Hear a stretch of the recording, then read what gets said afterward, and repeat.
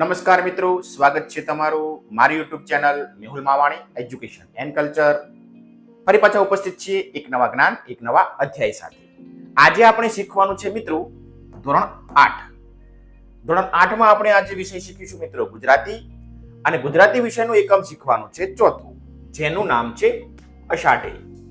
આ એકમના મિત્રો આપણે શબ્દાર્થ અને સ્વાધ્યાય અંગે આપણે આ વિડીયોમાં ચર્ચા કરીશું. તો સુંદર મજાની કવિતા આપણી સમક્ષ અષાઢી કવિ ઉષ્ણસી રજૂ કરી છે, જેમાં પ્રકૃતિના તત્વો દ્વારા, કુદરતના તત્વો દ્વારા આપણને સુંદર મજાની શિખામણ કવિએ અહીં આપી છે. તમે આ કવિતાને ગાઈ હશે, શીખ્યા હશો, જાણી હશે અને સમજ્યા હશો. તો હવે તેના આધારે આપણે શબ્દાર્થ અને જોડે જોડે સ્વાધ્યાયના જે પ્રશ્નો છે તેની સમજણ મેળવતા જઈએ. તો શરૂ કરીએ. સૌપ્રથમ એકમ વિશે. આ જે એકમ છે કવિતા છે, અને કવિતાના કવિ છે ઉષ્ણસ નટવરલાલ કુબીરલાલ પંડ્યા. મિત્રો, કવિતામાં ક્યારેક પરીક્ષામાં કવિ અને તેની કવિતાના કવિ કોણ છે તેવો પ્રશ્ન પૂછાતો હોય છે. જોડે જોડે તે કવિતાનો પ્રકાર કયો છે, તો પ્રકૃતિ ગીત. બંને પ્રશ્નો ધ્યાને રાખીશું. કવિ અને તેનો પ્રકાર, કૃતિના કર્તા અને કૃતિનો પ્રકાર કયો છે તે આપણે અહીં જોઈ શકીએ છીએ. પરીક્ષામાં ઘણીવાર આવો પ્રશ્ન પૂછાઈ જતો હોય છે, અને આપણા શબ્દ ભંડોળમાં જ્ઞાનમાં પણ વધારો થશે. ઉષ્ણસ એમનું તખલ્લુસ છે, એટલે કે ઉપનામ. કવિઓ અને લેખકો જ્યારે કવિતાઓ લખતા હોય છે કે કોઈ પાઠ કે કોઈ કથા લખતા હોય છે, ત્યારે પોતાના ઉપનામ તખલ્લુસનો ઉપયોગ કરતા હોય છે. તો આ જે કવિ છે તેનું ઉપનામ છે ઉષ્ણસ. તો હવે આગળ વધીએ. ત્યારબાદ હવે જોઈએ આ એકમના શબ્દાર્થ. જ્યારે જ્યારે એકમની વાત આવે ત્યારે મેં તમને કહ્યું છે કે આપણે શબ્દાર્થનો અભ્યાસ એટલા માટે કરી લેવાનો છે કે પરીક્ષામાં સમાનાર્થી શબ્દ પૂછાય, શબ્દ સમૂહ માટે એક શબ્દ પૂછાય તો આપણે તેનો ઉત્તર લખી શકીએ. જોડે જોડે આપણા શબ્દ ભંડોળમાં પણ વધારો થતો રહેશે. તો જોતા જઈએ કવિતામાં કયા કયા શબ્દો આપ્યા છે. પહેલો શબ્દ તણખલું એટલે તરણું અથવા ઘાસની સળી. પીમળ એટલે સુગંધ. આ શબ્દ નવું છે, થોડું ધ્યાને રાખીશું. પછેડી ઓઢવાની જાડી ચાદર, જેને આપણે કહીશું પછેડી. શબ્દ સમૂહ માટે એક શબ્દમાં કદાચ પૂછાઈ શકે. આગળ ઓઢવું એટલે સૂવું, વાયુ એટલે પવન, પ્રથમ એટલે પહેલું. ત્યારબાદ છેલ્લો શબ્દ મોડવું એટલે ફેરવવું. તો આટલા શબ્દો આપેલા છે. શબ્દોની સંખ્યા ઓછી છે, પરંતુ દરેક શબ્દ થોડો નવો છે, તેને આપણે ધ્યાને રાખીશું. આગળ વધીએ. હવે જોઈએ મિત્રો આ એકમનું સ્વાધ્યાય. સ્વાધ્યાયના તમામે તમામ પ્રશ્નો આપણે આ એકમના સમજતા જઈએ. પ્રશ્ન પહેલો એવો જોઈએ, વાતચીત. હવે આ વાતચીતના જે પ્રશ્નો છે તે આપણે એકમના આધારે લખવાના થતા નથી, પરંતુ આપણા જીવનના અનુભવના આધારે લખવાના થાય છે. જ્યારે જ્યારે કોઈ પણ એકમમાં વાતચીતના પ્રશ્નો આવે ત્યારે તમારે તમારા અનુભવને ધ્યાને રાખીને લખવાના છે. અહીં જે મેં ઉત્તરો લખ્યા છે એ મારા અનુભવના આધારે છે. તમારે તમારા અનુભવના આધારે તમારે આસપાસના વાતાવરણને ધ્યાને રાખીને લખવાના છે. જોતા જઈએ. તો પ્રશ્ન પહેલો એવો છે, આપણે વહેલા કેમ જાગવું જોઈએ? એ મિત્રો તમે તમારી રીતે વિચારીને પણ લખી શકો છો. જોઈએ નમૂનાનો ઉત્તર. વહેલા જાગવાથી શરીરમાં સ્ફૂર્તિ રહે છે, તંદુરસ્તી વધે છે, આળસ ઘટે છે, આખો દિવસ આપણા કામ કંટાળ્યા વગર થઈ શકે છે. એટલા માટે આપણે વહેલા ઉઠવું જોઈએ, એવું હું માનું છું. હવે તમારે કોઈ મુદ્દો ઉમેરવો હોય આમાં તો તમે ઉમેરી શકો છો. આગળ પ્રશ્ન 2, તમારા ઘરે મહેમાન આવવાના હોય તો કેવી કેવી તૈયારીઓ થાય છે? મિત્રો, તમારા ઘરે મહેમાન આવવાના હોય, તૈયારીઓ તમે કેવી કરો છો એ તો તમને જ ખબર હોય. અહીં જે મેં લખ્યું છે એ મારો અનુભવ લખેલો છે. તો જોઈએ. મારા ઘરે મહેમાન આવવાના હોય તો સાફ સફાઈ કરવામાં આવે છે, ખુરશી અને ખાટલાની વ્યવસ્થા કરાય છે, તેમના માટે ચા પાણીની અને જમવાની તૈયારી કરાય છે. મહેમાન રાત્રે રોકાવાના હોય તો તેમના માટે સુવાની પણ વ્યવસ્થા કરાય છે. આ મારા ઘરે મહેમાન આવવાના હોય તો હું આવી વ્યવસ્થા કરું. હવે તમારા ઘરે મહેમાન આવવાના હોય તમે કેવી તૈયારી કરશો એ તમારે તમારા શબ્દોમાં લખવું. ચલો હવે આગળ વધીએ. પ્રશ્ન 3 જોઈએ. સવારના અને સાંજના વાતાવરણમાં શા ફેરફાર થાય છે? સવારે અને સાંજનું વાતાવરણ કેવું હોય છે? મિત્રો, આ જે ઉત્તર છે તેને તમે તફાવત સ્વરૂપે પણ લખી શકો છો, 2 ભાગ પાડીને. સવારનું વાતાવરણ અને સાંજનું વાતાવરણ. અથવા ફકરો પાડીને પણ લખી શકો છો. આપણે અહીં ફકરો પાડીને ઉત્તર લખેલો છે. સવારના વાતાવરણમાં ઠંડક હોય છે, સૂર્ય ઉદય થતો હોય છે, તાપ વધે છે, પક્ષીઓ પોતાના માળામાં કલરવ કરતા હોય છે, માનવ પણ જાગીને પોતાના દૈનિક કાર્યોમાં જોતરાય છે. તેવી જ રીતે સાંજે સૂર્ય અસ્ત થતો હોય છે, તાપ ઘટે છે, આકાશમાં લાલીમા દેખાય છે, પક્ષીઓ પોતાના માળામાં પાછા ફરે છે, મંદિરમાં ઝાલર વાગે છે. તો મિત્રો, સાંજ અને સવારે વાતાવરણમાં જે ફેરફાર હોય તે મેં આ પ્રમાણે નોંધ્યા છે. હવે તમે તમારી રીતે તમારા શબ્દોમાં પણ આ મુદ્દાને સુંદર રીતે લખી શકો છો. આમાં તમારો અને તમારા મિત્રનો પ્રશ્ન સરખો હશે નહીં. દરેકનું વર્ણન જુદું જુદું હોઈ શકે છે. આગળ પ્રશ્ન 4. કયા મહિનામાં ચારેકોર લીલોતરી જોવા મળે છે? લીલોતરી એટલે હરિયાળી. ચોમાસામાં અષાઢ અને શ્રાવણ મહિનામાં ચારેકોર લીલોતરી જોવા મળે છે. મિત્રો, અહીં આપણે કવિતામાં અને આપણા ગુજરાતી માસને ધ્યાને રાખીને અષાઢ અને શ્રાવણ મહિનો લીધો છે. જો કદાચ અંગ્રેજી માસ લખવાના થાય તો જૂન, જુલાઈ, ઓગસ્ટ, સપ્ટેમ્બર તે મહિનાઓમાં, ચોમાસાના 4 મહિનાઓમાં આપણને ચારેકોર એટલે કે ચારે બાજુ લીલોતરી એટલે કે હરિયાળી જોવા મળે છે. આગળ 5. તમારા ઘરે કઈ કઈ વનસ્પતિ છે અને તેની માવજત કોણ કોણ કરે છે? અહીં મારા ઘરની વાત કરું છું. તમારે તમારા ઘરે જે વનસ્પતિ હોય તે લખજો. મારા ઘરે તુલસી, વિવિધ પ્રકારની વેલ, ચંદન, મીઠો લીમડો, બુરસલી વગેરે ઘણા પ્રકારની વનસ્પતિઓ છે જેની માવજત ઘરના દરેક વ્યક્તિ કરે છે. એમ તમારા ઘરે જે વનસ્પતિ હોય તેના નામ તમારે અહીં નોંધવાના અને તેની માવજત, દેખભાળ, પાણી કોણ પાય છે, ખાતર કોણ નાખે છે, તેની આસપાસ સાફ સફાઈ કોણ કરે છે એ તમારે અહીં લખવાનું છે. હવે આગળ વધીએ. હવે આવ્યો મિત્રો પ્રશ્ન 2. આપેલી પંક્તિનો નજીકનો અર્થ નીચેનામાંથી કયો છે એ આપણે શોધવાનો છે. મિત્રો, અહીં એક પંક્તિ આપેલી હશે. પંક્તિના નીચે 3 વિકલ્પો છે. તેમાંથી પંક્તિનો સાચો અર્થ કયો? શબ્દ વાપર્યો છે નજીકનો અર્થ, પરંતુ આપણે સાચો અર્થ જ લખવાનો થાય છે. તો જોતા જઈએ. તો પ્રશ્ન પહેલો એવો છે, પ્રભાતે પછેડીયુના ઉઢેજી એજી આવ્યા અજવાળા જાય. તો મિત્રો, તેના માટે આપણને 3 વિકલ્પો આ પ્રમાણે આપ્યા છે. મોડા સુધી ઊંઘવું જોઈએ, વહેલા ન ઉઠીએ તો સૂરજનો પ્રકાશથી વંચિત રહી જવાય, સવારે અજવાળું થાય એટલે ઉઠી જવું જોઈએ. તો મિત્રો, સાચો જવાબ આવશે બ. જો વહેલા નહીં ઉઠીએ તો સૂરજના પ્રકાશથી વંચિત રહી જવાય છે. સવારે સૂરજનો કૂણો તડકો આપણને મળતો નથી. તો ઉત્તર આવશે બ. ચલો નેક્સ્ટ. આવ્યા વાયુએ વળી જાય.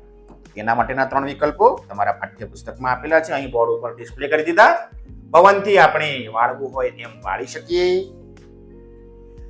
આવેલો પવન પાછો વળી જશે, પવનને વળવા ન દેશો. તો ઉત્તર આવશે બી બ. આવેલો પવન પાછો વળી જશે. આગળ પ્રશ્ન 3, જેની સૂચના આ પ્રમાણે છે. પ્રથમ માળિયા શું મુખના મોડીએ? પહેલી વાર કોઈને મળીએ તો મોઢું ન ફેરવી લેવાય. પહેલા મળીએ એમને વારંવાર મળવાનું. કોઈને મળીએ તો પહેલા મોઢું ફેરવીને મળવાનું. તો મિત્રો, ઉત્તર આવશે અ. પહેલી વાર કોઈને મળીએ તો મોઢું ન ફેરવી લેવું જોઈએ, ન ફેરવી લેવાય. તો ત્રીજાનો ઉત્તર આવશે એ. પહેલા અને બીજાનો ઉત્તર બ અને ત્રીજાનો ઉત્તર અ. તમે પણ વાક્યો વાંચશો તો તમને લગભગ કવિતા સમજ્યા હશો. તમને આ ઉત્તર લખવામાં તકલીફ પડશે નહીં. ચલો હવે આગળ વધીએ. હવે છે મિત્રો પ્રશ્ન નંબર 3, જેની આપણને સૂચના આપી છે. કવિતા મુજબ નજીકનો અર્થ ધારો અને એ શબ્દનું વાક્ય બનાવીને લખો. શબ્દ આપ્યો છે. શબ્દ માટે 3 વિકલ્પો આપેલા છે. સાચો વિકલ્પ પસંદ કરવાનો છે અને પછી તે શબ્દનું આપણે વાક્ય પણ બનાવવાનું છે. જોઈએ. તણખલું શબ્દ આપ્યો છે. શબ્દો આપ્યા છે આપણે તેના અર્થના. ઘાસની સળી, ઘાસનો ભારો અને ડુંગળું. તો મિત્રો, ઉત્તર આવશે ઘાસની સળી. અલગ અક્ષરેથી મેં અહીં લખેલું છે. હવે તેની ઉપરથી વાક્ય બનાવીએ. ખેતરમાં ઘાસનું તણખલું ન હતું. તો આ રીતના તમે પણ શબ્દનો ઉપયોગ કરી અલગ અલગ વાક્ય બનાવી શકો છો. જો તમને અર્થ નથી મળતો શબ્દનો તો તમે તમારા શાળામાં વર્ગમાં ગુજરાતી શબ્દકોશ હશે, એનો પણ ઉપયોગ કરી તમે શબ્દ શોધી શકો છો. હવે તો તમે મોટા થઈ ગયા છો, શબ્દ શોધતે આવડવો જોઈએ. પછેડી શબ્દ છે, તેનો ચાદરું, ધોતિયું અને ચાદર 3 શબ્દ આપ્યા છે, તો ઉત્તર આવશે ચાદર. અલગ કલરથી મેં બતાવ્યો છે. હવે વાક્ય બનાવીએ. ઠંડી વધતા સૌ પછેડી ઓઢી સૂઈ ગયા. તો પછેડી શબ્દનું આપણે વાક્ય પણ બની ગયું. તમે પણ આ રીતે લખતા જજો. આગળ વધીએ. ત્રીજો શબ્દ છે પ્રથમ, એટલે આગળ પડતું, પહેલું કે અગ્રિમ, તો ઉત્તર આવશે પહેલું. વાક્ય જોઈએ. સૌથી પહેલું ઘર મારા મિત્રનું છે. તો આ રીતના આપણે વાક્ય બનાવી શકીએ. આગળ વધીએ. વાયુ એટલે વાયરો, હવાયુ કે વાવાઝોડું, તો મિત્રો ઉત્તર આવશે વાયુ એટલે વાયરો. હવે વાયરો શબ્દ ઉપરથી વાક્ય બનાવીએ. વૈશાખમાં ગરમ વાયરો વાતો હતો. તો આ રીતના આપણે 4 શબ્દોનો સુંદર મજાનો અર્થ સુધી અને તેના વાક્યો બનાવ્યા. વાક્યો તમે તમારી રીતે, તમારા અનુભવના આધારે તમને ગમે તેવા પણ અર્થસભર વાક્યો બનાવજો. ચલો આગળ. હવે જોઈએ પ્રશ્ન નંબર 9. પ્રશ્ન 4 આવ્યો. 4 શું છે? આપેલી કાવ્ય પંક્તિઓ વાંચો, ચર્ચા કરો અને લખો. જોઈએ કાવ્ય પંક્તિ આપણને કઈ આપી છે. તો મિત્રો કાવ્ય પંક્તિ આપણને આપેલી છે. પ્રભાતે પછેડિયું ના ઓઠીએજી, એજી આવ્યા અજવાળા જાય, આવ્યા વાયુએ વળી જાય, આવ્યા એ અતિથિના તર છોડીએજી. તો મિત્રો આવી કાવ્ય પંક્તિ આપણને આપેલી છે. તમારા પાઠ્યપુસ્તકમાં પણ આપેલી છે અને પ્રશ્નમાં પણ આપેલી છે. હવે તેના આધારે આપણને પ્રશ્નો પૂછેલા છે. અજવાળા પાછા વળી જાય એટલે શું? જોઈએ ઉત્તર.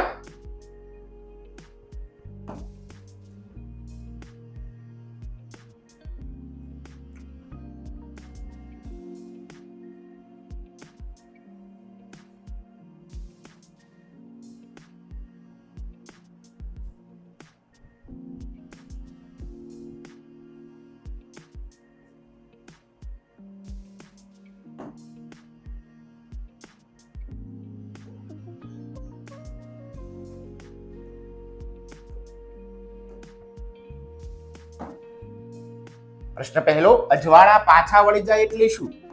તો જોઈએ ઉત્તર. આપણને જે કવિતાની 4 પંક્તિઓ જોઈ હમણાં, તેના આધારે જ આપણે ઉત્તરોને સમજવાના છે.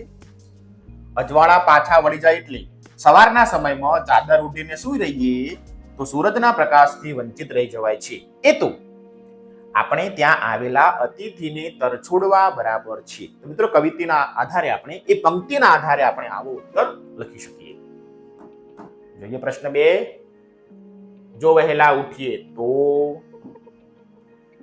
ઉઠીએ તો સવારમાં સૂરજનો તાજગી ભર્યો તડકો મળે છે, જે આપણે ત્યાં આવેલા અતિથિ બરાબર છે. સમજાયું?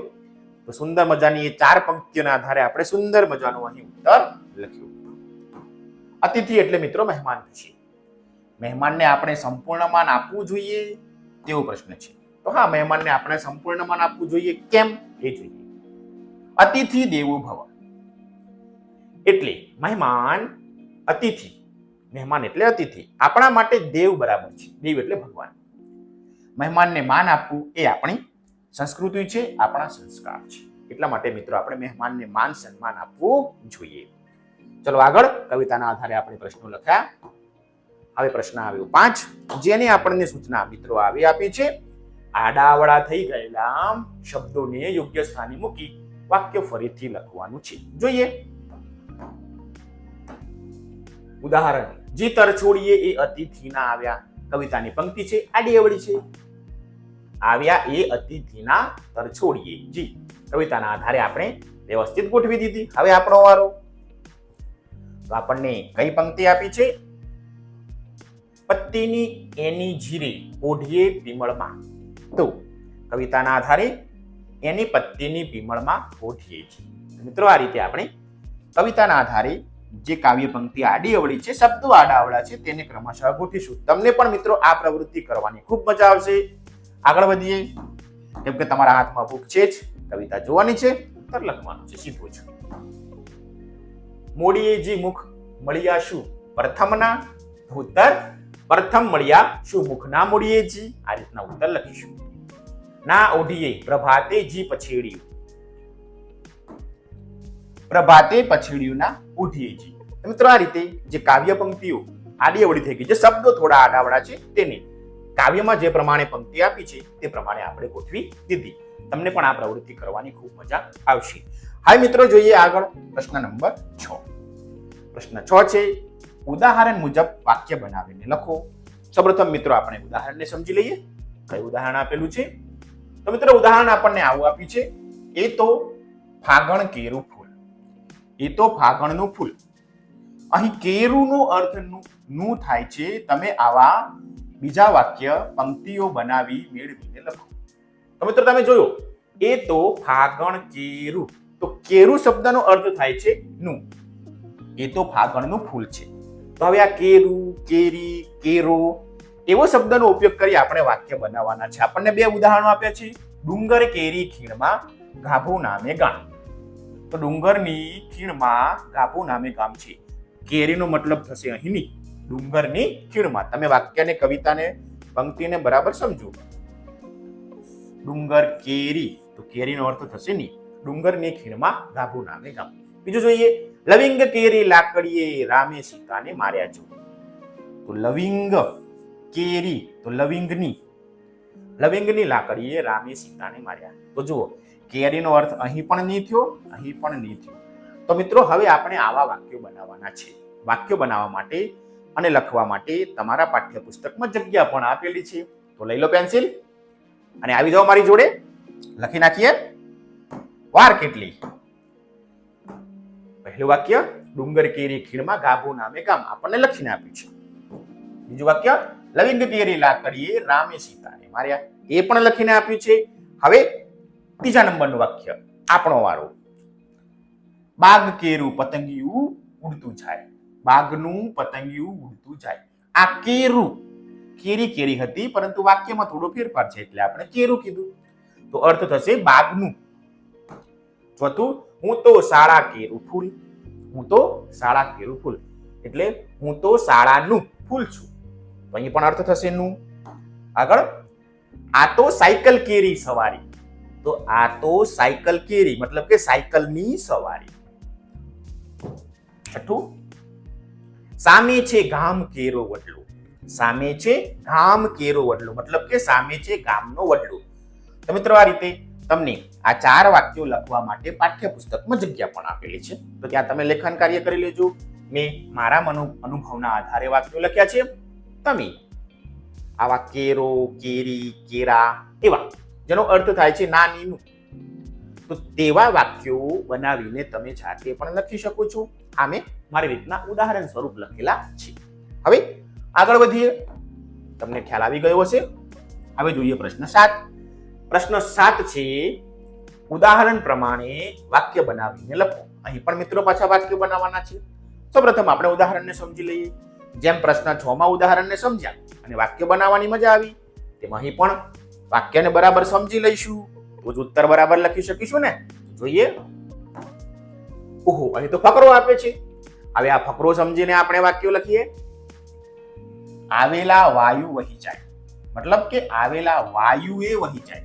જો અહીં એ શબ્દ વધારે લગાવેલો છે. એ સમજીએ. પ્રથમ વાક્યમાં અને બીજા વાક્યમાં શું ફેર છે? તમે કહેશો કે બીજા વાક્યમાં વાયુ શબ્દને એ લગાવેલો છે. આનાથી અર્થમાં શું ફેરફાર જોયો? ચાલો વિચારીએ. પહેલું વાક્ય એમ કહે છે કે આવેલો પવન ચાલ્યો જાય, જ્યારે બીજા વાક્યમાં એમ કહેવામાં માંગે છે કે આવેલો પવન પણ. આ એ શબ્દ લાગ્યો, એ પ્રત્યય લાગ્યો શબ્દની પાછળ, તો એનો મતલબ થયો પણ. આવેલો પવન પણ ચાલ્યો જાય મતલબ કે બીજા બધાની સાથે પવન પણ વહી જાય છે. આવી બીજી પંક્તિ, બીજા વાક્યો તમારે વાંચ્યા હશે અને હવે તે લખવાના છે. ખ્યાલ આવ્યો? પહેલા વાક્યમાં જુઓ તમે, એ શબ્દ વાપરેલો નથી મતલબ કે આવેલો પવન વહી જાય છે. બીજા વાક્યમાં એ વાપરેલો છે, તો આ એ નો મતલબ થશે પણ. આવેલો પવન પણ પાછો જતો રહે છે. તો હવે આ એ શબ્દનો ઉપયોગ કરી આપણે નવા વાક્યો બનાવવાના છે. એ પ્રત્યય લગાડી અને નવું આપણે વાક્ય બનાવતા જઈએ. જોતા જઈએ. તો મિત્રો, મને ક્રિકેટ બહુ ગમે છે એવું વાક્ય તો આપણને આપેલું છે. આગળ, ગાંધીજી સાથે વિનોબાએ જેલમાં ગયા. જુઓ, મને ક્રિકેટ બહુ ગમે છે. આ ય મતલબ કે મને પણ ક્રિકેટ બહુ ગમે છે. ગાંધીજી સાથે વિનોબાએ જેલમાં ગયા મતલબ કે ગાંધીજી સાથે વિનોબા પણ જેલમાં ગયા. આ યનો મતલબ પાછો પણ થશે. આપણે આગળ જોયું તેમ. આવા બીજા 5 વાક્યો શોધીને લખો. હવે આપણો વારો. જોઈએ પહેલું વાક્ય. પહેલું, બીજું અને ક્રમ આપ્યો મેં ત્રીજું. અહીં છોકરોએ સાથે બજારમાં ચાલ્યો મતલબ છોકરો પણ સાથે બજારમાં ચાલ્યો. કોઈ વ્યક્તિ તો જાય છે, એ વ્યક્તિ સાથે બીજો છોકરો પણ એની સાથે જાય છે. તો આ યનો મતલબ પણ થાય. આપણે શીખ્યા ય પ્રત્યય લાગતો હોય તો તેનો અર્થ પણ થાય છે, એવું શીખ્યા આપણે. અને તેના આધારે મેં આ વાક્ય બનાવ્યું. આગળનું વાક્ય, આજે ગાડીએ મોડી આવી મતલબ આજે ગાડી પણ મોડી આવી. આ એનો મતલબ પણ થશે. આગળ, આંબલીની જેમ કેરી એ ખાટી છે મતલબ આંબલીની જેમ કેરી પણ ખાટી છે. આ એનો મતલબ આવો થશે. આગળ, તમે અહીં ભણો છો, તમે પણ અહીં ભણો છો, એનો મતલબ એવો થશે. છેલ્લું વાક્ય, રામ જોડે સીતાએ વનમાં ગયા મતલબ રામ જોડે સીતા પણ વનમાં ગયા. તો મિત્રો, આ યનો ઉપયોગ આપણે ય પ્રત્યય લાગે એનો અર્થ પણ થાય છે એવું આપણે શીખ્યા. અને તેના આધારે આપણે અહીં 5 વાક્યો નવા બનાવ્યા. 2 વાક્યો આપણને પાઠ્યપુસ્તકમાં આપેલા છે. તો આ રીતના અભ્યાસ કરતા જઈશું તો આપણે આપણી જે ભાષા સમૃદ્ધિ છે તેને સમજવામાં તકલીફ પડશે નહીં. ચલો મિત્રો, તમને આ યનો ખ્યાલ તો આવી ગયો. હવે આગળ વધીએ. થોડીક મસ્ત મજાની પ્રવૃત્તિ કરી લઈએ. ભણતે ભણતે કંટાળી પણ ગયા હશો. તો પ્રવૃત્તિ શું છે? તો આપેલા શબ્દને ઉદાહરણ મુજબ કલાત્મક રીતે લખવાના છે. એક શબ્દ આપેલો છે, તેને તમારે ડિઝાઇન બનાવવાની છે. તમને તમારા પાઠ્યપુસ્તકમાં અષાઢ અષાઢ અષાઢ આવા 3 અલગ અલગ પેટર્નથી ડિઝાઇનથી શબ્દો લખીને આપેલા છે. હવે તમારો વાળો. સ્કેચ પેન હોય કે પેન્સિલ હોય લઈ લો હાથમાં અને આ 3 ડિઝાઇન તો આપી જ છે. આ સિવાય તમને કોઈ નવી ડિઝાઇન ફાવતી હોય, આમ ત્રાંસા અક્ષર, આમ ત્રાંસા અક્ષર, બોલ્ડ, ગોળ અક્ષર, તમને મજા આવે તેવી ડિઝાઇન કરો એટલે થોડા ફ્રેશ થઈ જશો. અને ચિત્રકામ કરવાનું તો બધાને ગમે, કોઈને કંટાળો આવશે નહીં. ક્લિયર? સમજાઈ ગયું? આ ચિત્ર તમારે અષાઢ શબ્દ કલાત્મક ડિઝાઇન રીતે લખવાનો છે. તમારી શિક્ષકની સૂચનાને અનુસરો. ઓકે, હું વધુ આગળ. પ્રશ્ન 9 આવ્યો મિત્રો. સૂચના તો સમજી લઈએ. ઉદાહરણ મુજબ શબ્દો બનાવવાના છે. આ ઉદાહરણ આપણને આજે છોડવાના નથી. લગભગ ખાસા પ્રશ્નોમાં ઉદાહરણો આવ્યા. પ્રશ્ન 6 થી લઈને 9 સુધી તો પહોંચ્યા હતા. ઉજાણી શબ્દની શરૂઆતમાં ઉ. ઉજાણી શબ્દ પકડો તો શરૂઆતમાં ઉ એટલે કે સ્વર આવે. ઉને આપણે કહીશું સ્વર. જે સ્વર છે તેમજ શબ્દના અંતમાં અણ વત્તા ઈ એટલે કે ઈણી. એટલે કે અંતમાં પાછો ઈ આવે છે. ઈણી કરેલો છે એનો મતલબ કે ઈ. તે પણ સ્વર છે. પાછળની બાજુએ તે પણ સ્વર છે. આવી રીતે શરૂઆત અને અંતમાં સ્વર આવતા હોય એવા શબ્દો શોધીને લખો. જેમ કે અજગર. મિત્રો, અ પણ સ્વર છે અને ર ની પાછળ પણ અ બોલાય છે. એટલા માટે તે પણ આગળ અને પાછળ બંને જગ્યાએ સ્વર આયા. ઈ તે પણ સ્વર છે. અને આ ત ની પાછળ અ બોલાય છે. તમને એમ થાય અ કેમ બોલાય છે? તો ત વ્યંજન ખોડો છે, તેના પાછળ અ સ્વર આવે તો જ ત આપણે આખો બોલી શકીએ છીએ. ત તમે બોલવાનો ટ્રાય કરજો તો ત પાછળ અ નો ઉચ્ચાર તો થાય જ છે. કોઈ પણ વ્યંજન સ્વર વગર વ્યવસ્થિત ઉચ્ચારી શકાતા નથી. તો આ ત હલંત છે, અધૂરો છે, તેને અ જોડ્યો, બંનેનો ટેકો મળ્યો એટલે શબ્દ બન્યો આખો ત. તો આગળ પણ સ્વર છે અને આ અ પાછળ આવ્યો તે પણ સ્વર છે. હવે આવા શબ્દની શરૂઆતમાં પણ સ્વર હોય અને શબ્દના અંતે પણ સ્વર હોય તેવા શબ્દો આપણે શોધીએ. તમે જાતે શોધશો તો પણ તમને મળી જશે. અને કેટલાક ઉદાહરણ સ્વરૂપ શબ્દો હું તમને અહીં બતાવું છું. જોઈએ. અતિથિ સ્વર સ્વર. આવરદા આ સ્વર પાછળ પણ સ્વર. અમદાવાદી પહેલો અક્ષર પણ સ્વર અને દી ને દીર્ઘઈ છે એટલે ઈ પાછળ ઈ બોલા છે એટલે તે પણ સ્વર. ઓરડી ઓ સ્વર ડી ને દીર્ઘઈ છે તે પણ સ્વર. ઉમેદવારી ઉ સ્વર અને રી હસ્વઈ દીર્ઘઈ સોરી તે પણ સ્વર છે. આડોડાઈ આ સ્વર અને છેલ્લો ઈ તે પણ સ્વર છે. તો મિત્રો આવા ઘણા બધા શબ્દો છે જેની શરૂઆત સ્વરથી અને અંત પણ સ્વરથી થાય છે. હવે આગળ વધીએ. પ્રશ્ન 9 શીખ્યા છીએ, તેના જ આધારે પ્રશ્ન નંબર 10 ની આપણને પ્રવૃત્તિ કરવાની થાય છે, ધ્યાને રાખીશું. સૂચના કેવી છે? નીચેના પૈકી કયા શબ્દ સ્વરાંત છે અને કયા શબ્દ સ્વરાંત નથી એ જુદા પાડો.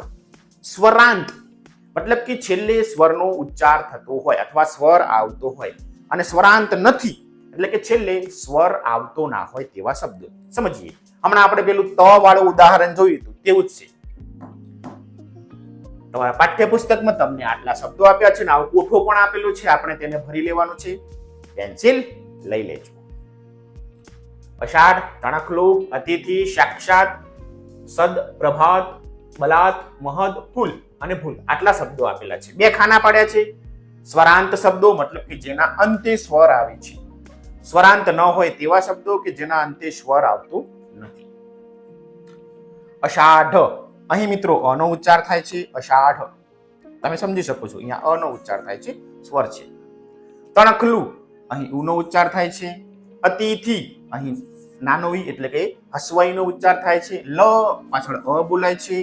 ભૂલ પાછળ અ બોલાય છે. આ તમામ શબ્દોની પાછળ સ્વર આવે છે એટલે કે સ્વરાંત શબ્દો છે. તમે આમાંથી જોઈ શકો છો.